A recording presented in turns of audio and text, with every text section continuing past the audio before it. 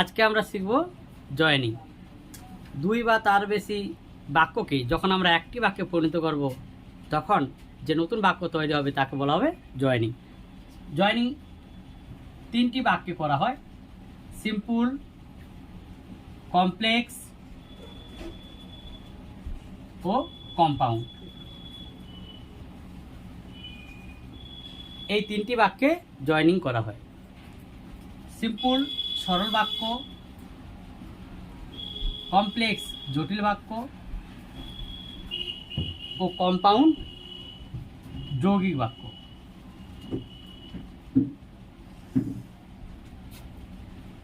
প্রথমে আমরা শিখব সরল বাক্যে কিভাবে জয়েনিং করা হয়।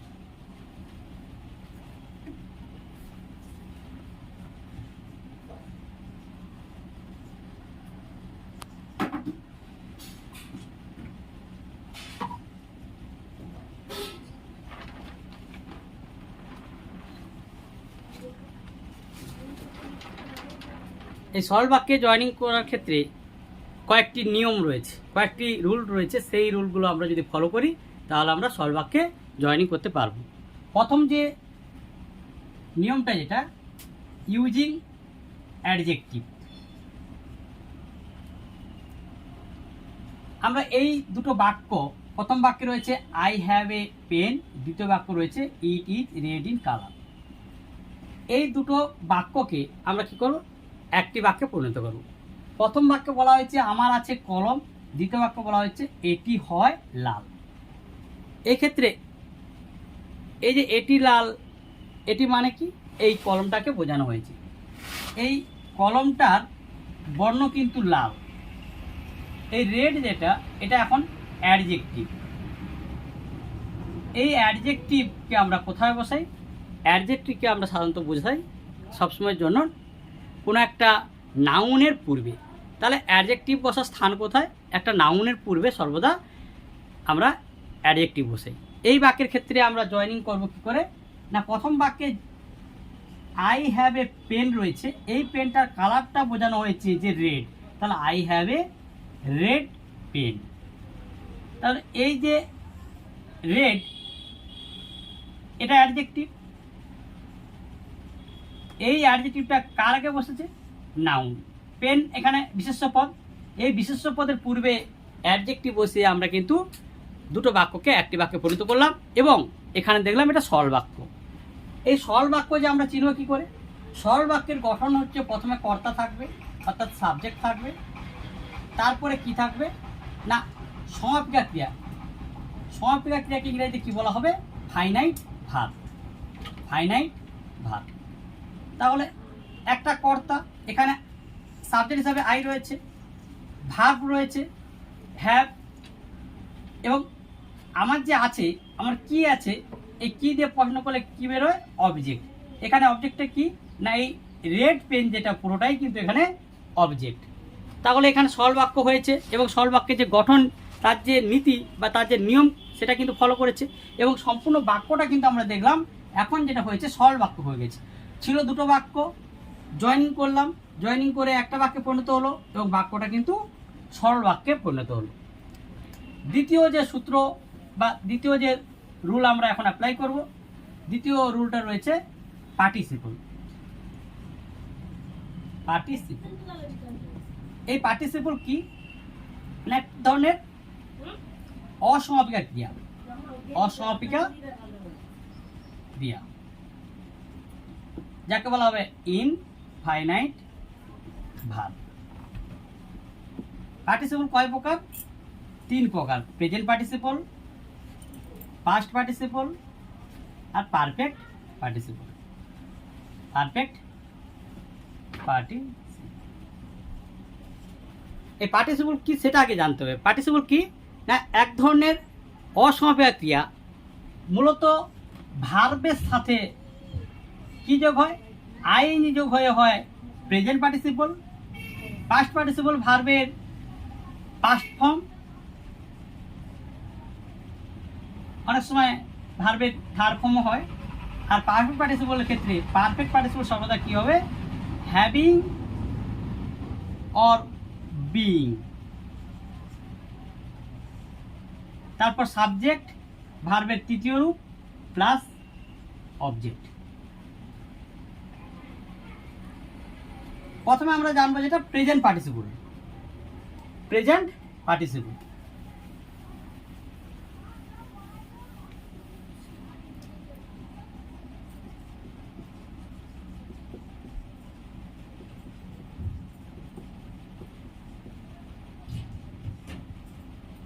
প্রেজেন্ট পার্টিসিপল কি না, যখন কোনো ক্রিয়াপদের সাথে আইএনজি যোগ হবে বাক্যে, এই যে ক্রিয়াপদ যেটা এখন অসমাপিকা ক্রিয়ার উপরে পরিবর্তন হবে এবং সাথে সাথে এটা কাজ করবে কার মতো, as a adjective, as an adjective হিসাবে কাজ করবে।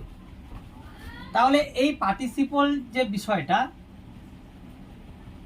সেটা কি না, এক ধরনের অসমাপিকা ক্রিয়া। প্রথমে যেটা জানবো একটা অসমাপিকা ক্রিয়া যাকে বলা হবে ইনফাইনাইট ভার্ব। দ্বিতীয় যেটা হলো এটা double parts of speech. Double parts of speech কিভাবে হবে না, প্রথম যেটা দেখবো ভার্ব, যেহেতু দেখতে কার মতো, দেখতে ভার্বের মতো, কিন্তু বাক্যে অর্থ কিংবা কাজের ক্ষেত্রে কেমন, কাজের ক্ষেত্রে অ্যাডজেক্টিভ, কাজের ক্ষেত্রে অ্যাডজেক্টিভ।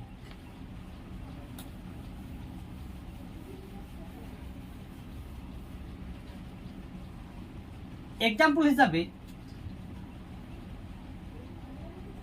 প্রথম যে এক্সাম্পল নাম্বার 1,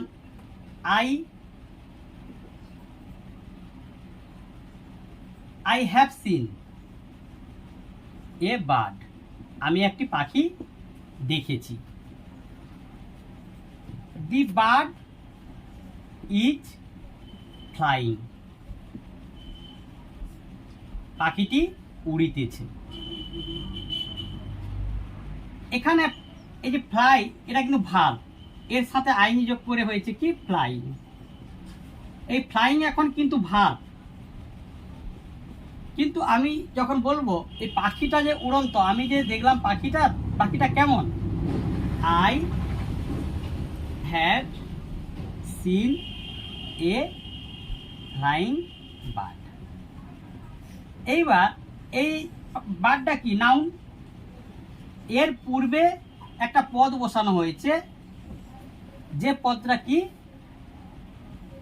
পার্টিসিপল। এটা এখন আর ভার্ব নেই, এটা হয়েছে কি অ্যাডজেক্টিভ, এটা এখন অ্যাডজেক্টিভ। তাহলে বাক্য কয়টা পরিণত হলো, সাবজেক্ট আছে, ভার্ব আছে এবং পুরোটা এটা কি অবজেক্ট। তাহলে সাবজেক্ট ভার্ব অবজেক্ট, একটা ভার্ব হয়ে গেল। বাক্যে প্রথমে দেখলাম দুটো ভার্ব রয়েছে, এখন যেটা করলাম অ্যাপ্লাই করে একটা ভার্ব হলো এবং সাথে সাথে বাকিটা কি থাকলো, অবজেক্ট। তাহলে উত্তর কি হলো, অ্যান্সার যেটা হলো I have seen A flying bird. এখানে এই পাখিটা কেমন, এই পাখিটা এখন উড়ন্ত পাখি। তাহলে পুরোটা হয়ে গেল কি পার্টিসিপল, এটা হলো present participle.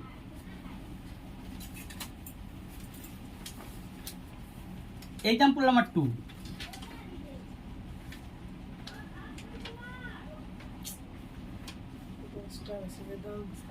I saw a train, it was running, it was running। এক্ষেত্রে আমরা দেখব দুটো বাক্য, প্রথম বাক্যের ভার্বের এটা একটা রূপ, দ্বিতীয় বাক্যের এটা একটা ভার্ব। এখন আমি যখন সিম্পল সেন্টেন্সে অ্যাপ্লাই করব তখন হয়ে যাবে সাবজেক্ট একটা, ভার্ব একটা, অবজেক্ট। এই ভার্বটা কি ভার্ব, এই ভার্বটা হয়ে যাবে ফাইনাইট ভার্ব। এবার অ্যাপ্লাই করি। তাহলে আমি দেখলাম ট্রেন, এই ট্রেনটার এখানে বর্ণনা দেওয়া হয়েছে, ট্রেনটা যেটা ছিল রানিং, রানিং মানে কেমন, দুরন্ত। তাহলে একটা বাক্যে যখন অ্যাপ্লাই করব তখন কি হবে, আই স এ, এই যে আমি দেখলাম, কি দেখলাম, এ রানিং ট্রেন। প্রথম এই যে বাক্য দুটো, এই বাক্য দুটোর মধ্যে দুটো ভার্ব আছে, এখানে একটা ভার্ব, এখানে একটা ভার্ব। এই রানিং এখানে কি না, এটা পুরোটা হচ্ছে রানিং, ওয়াজ রানিং, এটা হচ্ছে পাস্ট কন্টিনিউয়াস টেন্সের ফর্ম রয়েছে, এটা এখন ভার্ব ফর্ম। কিন্তু যখন আমরা সিম্পলও করলাম এটা হয়ে গেল অ্যাডজেক্টিভ। এটা দেখতে ভার্বের আইএনজির মতো, কিন্তু এটা কাজে কেমন? অ্যাডজেক্টিভ। এবং এই অ্যাডজেক্টিভ সাধারণত কোথায় বসে? সবসময় নাউনের পূর্বে অ্যাডজেক্টিভ বসে, নাউনের পূর্বে অ্যাডজেক্টিভ বসে,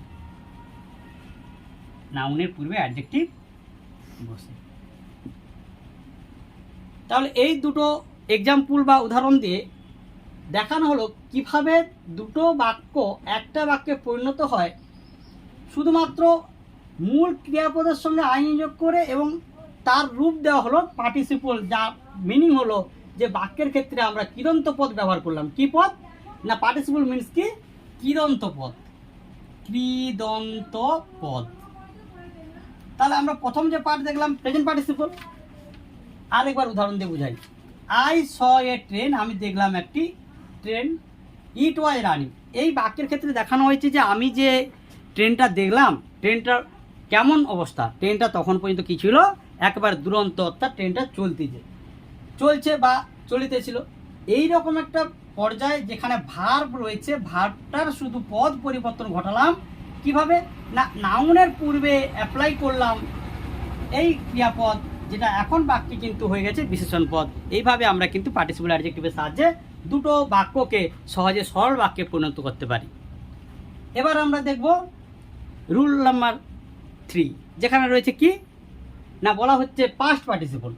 প্রথমে আমরা দেখলাম অ্যাডজেক্টিভ, তারপরে প্রেজেন্ট পার্টিসিপল বোঝানো হলো। এবার আমরা দেখব পাস্ট পার্টিসিপল।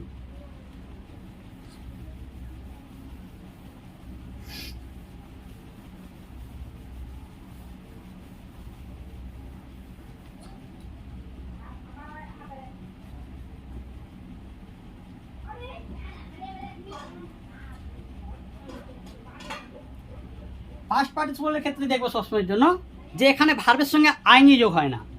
ভার্বের কি রূপ হয়? ভার্বের পাস্ট ফর্ম থাকে। কি থাকে? Past form, past participle form থাকে, পাস্ট পার্টিসিপল ফর্ম থাকে। এক্সাম্পল নাম্বার 1,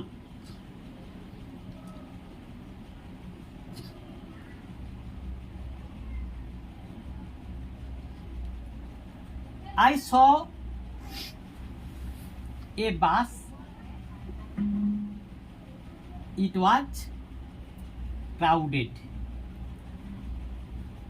আমি একটা বাস দেখলাম, বাসটা ছিল মানুষজনে পরিপূর্ণ, প্রচণ্ড ভিড় রয়েছে। এই যে ক্রাউডেড, এই ক্রাউডেডটাকে আমি এখন কিভাবে রূপান্তর করব? I saw a crowded bus. Example number 2,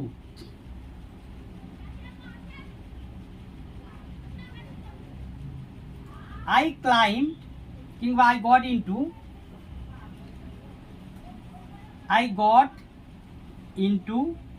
a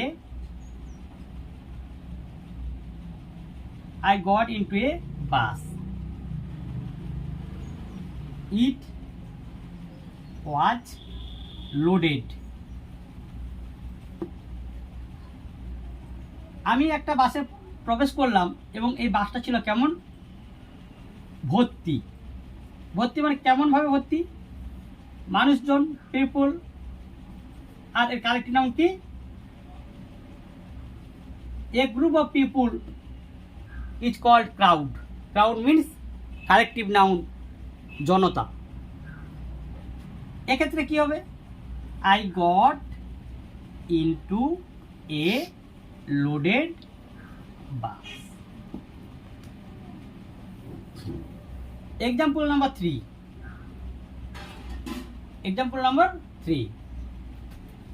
I ate a mango.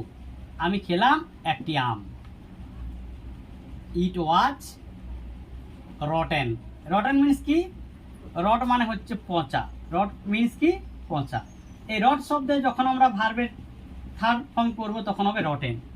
এখানে রয়েছে আমি খেলাম ম্যাঙ্গো কিংবা ম্যাঙ্গোজ, আমগুলো, ম্যাঙ্গো থাক। আই হ্যাড এ ম্যাঙ্গো, আমি খেলাম একটি আম, এটা ছিল পচা। তার এই দুটো বাক্য, এখানে প্রথম বাক্যে কি রয়েছে? আমি খেলাম ম্যাঙ্গো।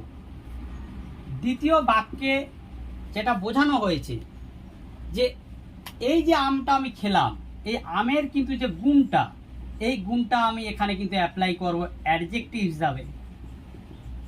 কি? I had rotten mango. এই রটেন কথাটা এটা হলো অ্যাডজেক্টিভ এবং এটাই হলো পাস্ট পার্টিসিপল। এক্ষেত্রে লোডেড কথাটা পাস্ট পার্টিসিপল। এবং পূর্বে যে বললাম আই স এ ক্রাউডেড বাস, এই ক্রাউডেড এটা হলো পাস্ট পার্টিসিপল। এক্সাম্পল নাম্বার 3 আরেকবার পুনরায় এটা একটু আলোচনা করব। আই অ্যাট এ ম্যাঙ্গো, প্রথম বাক্যে রয়েছে আই অ্যাট এ ম্যাঙ্গো, রয়েছে আমি একটি আম খেলাম। দ্বিতীয় বাক্যে রয়েছে ইট ওয়াজ রটেন। এই যে ম্যাঙ্গো আমি খেলাম, সেই ম্যাঙ্গোর কিন্তু গুণটা এখানে অ্যাপ্লাই করা হয়েছে এবং এটা এখানে রূপ দিচ্ছে অ্যাডজেক্টিভ। আর পূর্বে বলা হয়েছে যে কোনো নাউনের পূর্বে কিন্তু অ্যাডজেক্টিভকে আমরা অ্যাপ্লাই করি। এবং সহজেই দেখুন আই অ্যাট রোটেন ম্যাঙ্গো, এখানে ফুল স্টপ দিয়ে আমরা বাক্যটা সমাপন করলাম এবং বাক্যটা সরাসরি হয়ে গেল পাস্ট পার্টিসিপল। তাহলে আমরা কি শিখলাম? প্রেজেন্ট পার্টিসিপল শিখলাম, পাস্ট পার্টিসিপল শিখলাম। এবারে শিখবো কি? Perfect participle.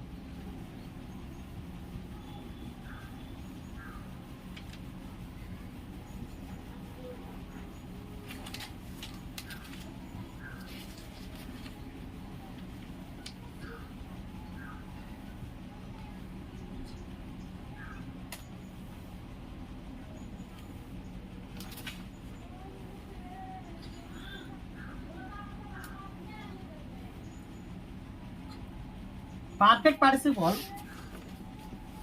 পারফেক্ট পার্টিসিপল কি রয়েছে? দুটো বাক্য থাকবে এবং এই বাক্যে দেখব দুটো পৃথক ব্যক্তি এবং দুটো পৃথক ক্রিয়া। যেমন কি? দ্য সান রোজ, প্রথম বাক্য, এটা সাবজেক্ট, এটা ভার্ব। এখানে সাবজেক্ট 1, এটা ভার্বের 2। Second form we woke up, subject 2, verb 2।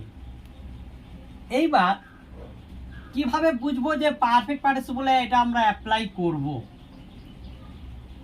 যখন দেখব সাবজেক্ট দুটো, ভার্ব দুটো।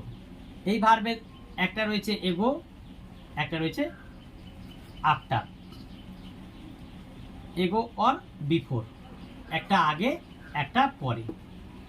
এই দুটো বাক্যের মধ্যে প্রথম কাজ কিন্তু এটা, সূর্য যখন উদিত হলো তখন আমরা ঠিক সূর্য উদিত হওয়ার পরে তখন আমরা কি করলাম? জেগে উঠলাম। বিষয়টা এটাই, এই যে পাস্ট পার্টিসিপল বা পারফেক্ট পার্টিসিপলের যে নিয়ম, এগুলো নিয়ম প্রত্যেকটার কিন্তু একটু আলাদা রকম। এই পারফেক্ট পার্টিসিপলের ক্ষেত্রে আমরা প্রথমেই কিন্তু অ্যাপ্লাই করব হ্যাভিং। তাহলে গঠনটা কি হবে? যদি মেন ভার্ব থাকে, এখানে যদি অ্যাকশন ভার্ব থাকে, কি ভার্ব থাকে? অ্যাকশন ভার্ব, অর্থাৎ যেটা আমরা বলি মূল ক্রিয়াপদ। অক্সিলারি বা হেল্পিং ভার্ব নয়, মূল ক্রিয়াপদ থাকলে তখন এখানে কি বসাবো? হ্যাভিং বসাবো, HAVING, হ্যাভিং। তারপরে কি বসাবো না? হ্যাভিং বসানোর পরে সাবজেক্ট 1 প্লাস মূল ভার্ব যেটা থাকবে, মেন ভার্ব, তার third form V3 plus object বাদ দিয়েও যদি আরো কিছু আদার্স থাকে তখন আমরা অ্যাপ্লাই করব। এবার কি করব? সেকেন্ড সেন্টেন্স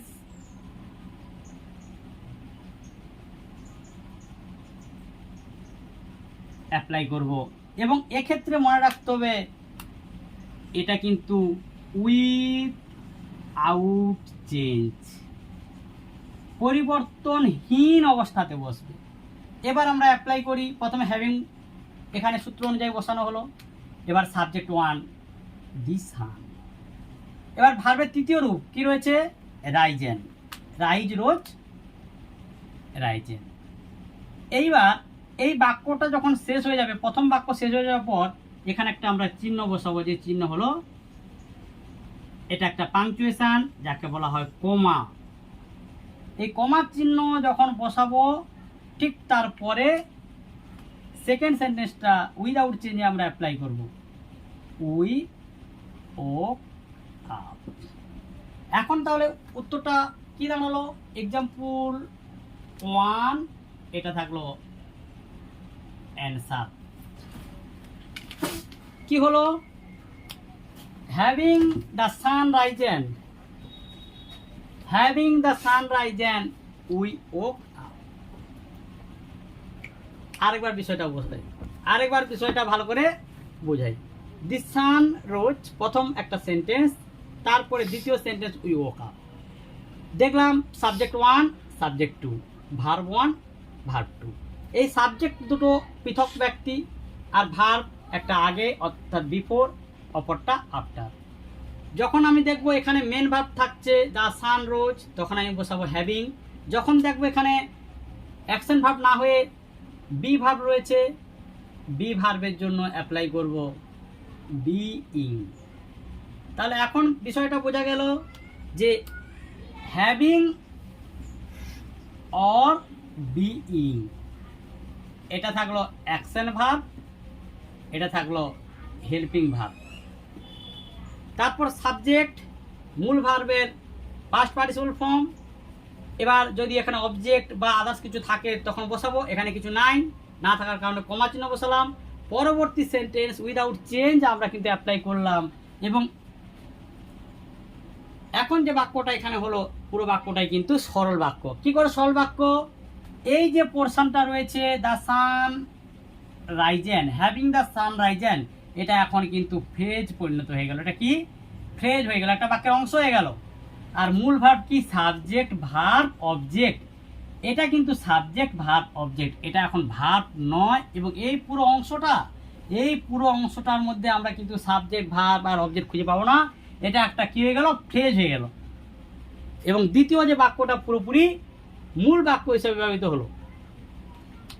তাহলে এভাবে আমরা শিখলাম অ্যাডজেক্টিভের কাজ, এবং এটা প্রেজেন্ট পার্টিসিপলের একটা কাজ। ঠিক আছে, এইবার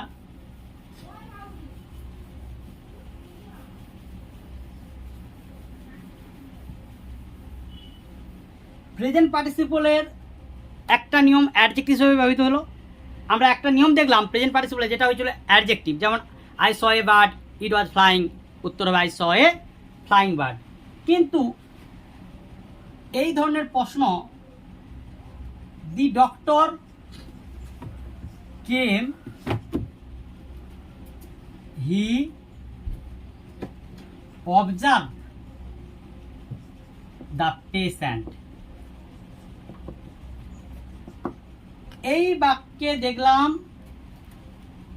দুটো কর্তা একই, দুটো সাবজেক্ট একই। যেই ডক্টর, সেই ডক্টরকে আমরা হি প্রোনাউন হিসেবে এখানে ব্যবহৃত করলাম।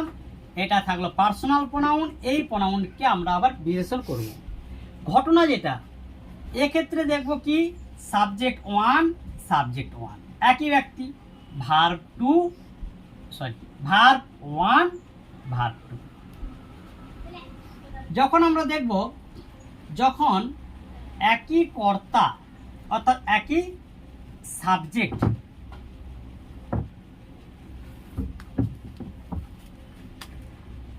দুইটি পৃথক দুটি ডিফারেন্ট ওয়ার্ক, পৃথক কাজ ডিফারেন্ট ওয়ার্ক, যখন একই বাক্যে দেখব কি? একই কর্তা দুটি পৃথক কাজ আগে পরে সম্পূর্ণ করে। এই আগে পরে বিষয়টা কি? একটি কাজ আগে, অপর একটি কাজ পরে, অপরটি পরে। তাহলে একটি কাজ আগে হয়, অপরটি পরে হয়। এই ক্ষেত্রে আমরা কি করব? Present participle. মনে রাখতে হবে কর্তা কিন্তু এক, আর পারফেক্ট পার্টিসিপলের ক্ষেত্রে কর্তা কিন্তু ভিন্ন বা পৃথক। এবার আমরা অ্যান্সারটা করি, কেমন অ্যান্সার হবে?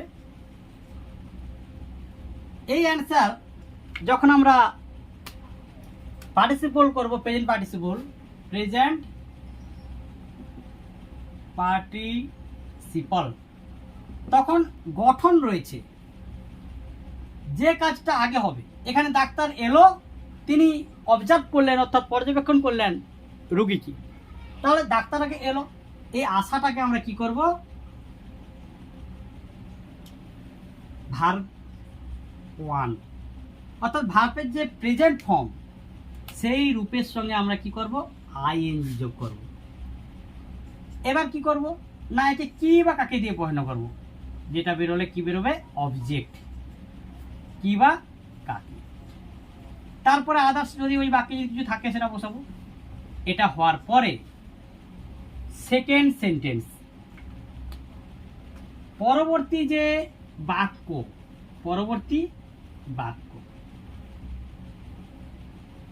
পরবর্তী বাক্য অর্থাৎ নেক্সট সেন্টেন্স।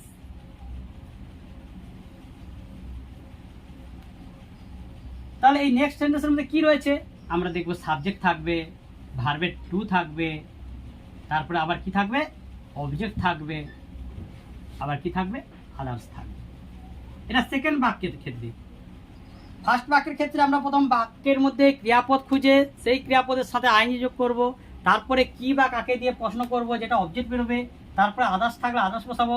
এটা কমপ্লিট হয়ে যাওয়ার পরে সেকেন্ড বাক্য পুরোপুরি কি করব, সাবজেক্ট, ভার্বের টু, অবজেক্ট প্লাস আদার, এই ফর্মুলাতে পরবর্তী বাক্যকে আমরা বসাবো। দেখি এই উত্তরটা কেমন হয়। ডক্টর কেম, তাহলে এইখানে ডক্টর বা ডাক্তার আগে এলো, তাহলে আমি প্রথমে করবো কামিং, কেন, আশা ভার্বের সঙ্গে আইন যোগ করলাম, কামিং। এবারে বলবো কে এলো,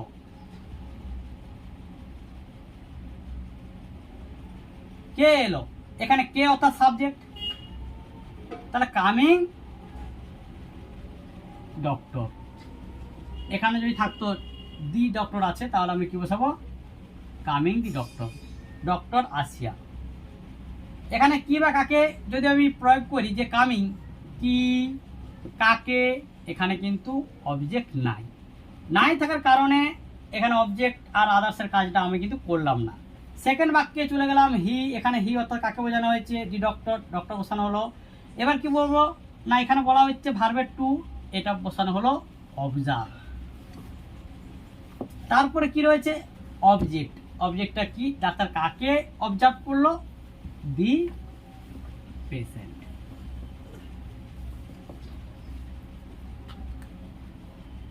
এবার অন্য একটা উদাহরণ দিয়ে জিনিসটাকে আরো সহজভাবে বোঝানো। অন্য একটা কি উদাহরণ, Ram saw a snake, Ram saw a snake, he ran away। এই বাক্যটা কি, রাম সাপ দেখলো, মানে রাম যখন সাপটাকে দেখলো, ঠিক তারপরে কি করলো, সে দৌড়ে বাড়লো। এই যে দেখা, এই কাজটা হচ্ছে ভার্বের 1 অর্থাৎ প্রথম কাজ। দ্বিতীয় কাজ রয়েছে র্যান অ্যাওয়ে, এটা রয়েছে ভার্বের 2। অ্যাপ্লাই করব কিভাবে, প্রথম ভার্বের 1 এর সঙ্গে আইন যোগ করব, তারপরে কি দিয়ে প্রশ্ন করব, কি দিয়ে, রাম কি দেখলো না, একটা স্নেক দেখলো, সাপ দেখলো। তারপরে সাবজেক্ট, এখানে আদার্স কিছু আর নাই থাকার কারণে কি হলো না, এখানে সাবজেক্টটা কে, রাম, তাহলে কি বসাবো, রাম বসাবো। তাহলে Singh snake, Ram ran away. এখন যেটা বিষয়, এই বাক্যের মধ্যে কর্তা কিন্তু রাম, আর এই র্যান অ্যাওয়ে এটা কিন্তু ভার্ব, এটা কিন্তু ভার্ব।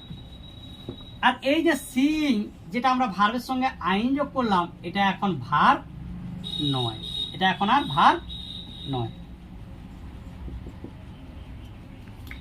এই সিং এ স্নেক, এই যে বাক্যটা, এই পুরো অংশটা যদি আমরা বিশ্লেষণ করি, তখন দেখব রাম হচ্ছে সাবজেক্ট, র্যান অ্যাওয়ে এটা মূল ভার্ব, আর এই সিং স্নেক বা সিং এ স্নেক এটা কিন্তু বাক্যের মধ্যে একটা অংশ, কিন্তু এখানে সি যে দেখা, এই ভার্ব মূল ভার্ব রূপে ব্যবহৃত হলো না, এটা বাক্যের মধ্যে কি, ইনফাইনাইট ভার্ব। এখানে এখন সিং যে শব্দটা, এটা কিন্তু ইনফাইনাইট ভার্ব। এইভাবে আমরা কিন্তু সরল বাক্যে করতে পারবো। অ্যাডজেক্টিভ আর পার্টিসিপল লাগে।